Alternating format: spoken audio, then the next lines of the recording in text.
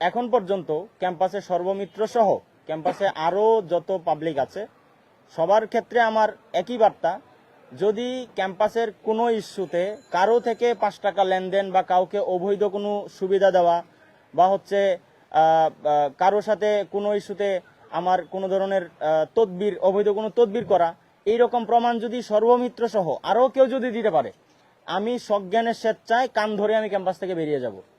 আমি open challenge দিচ্ছি, সে যদি আমার এই চ্যালেঞ্জ গ্রহণ না করে এবং সে আমাকে যে চাঁদাবাজ আখ্যা দেওয়ার চেষ্টা করছে, সে যদি তার কোনো এভিডেন্স বা কোনো প্রমাণ যদি না দিতে পারে, তাহলে আমার যে মানহানি হয়েছে আমি তার বিরুদ্ধে আইনগত যেই পদক্ষেপ আছে সেটি আমি নিব।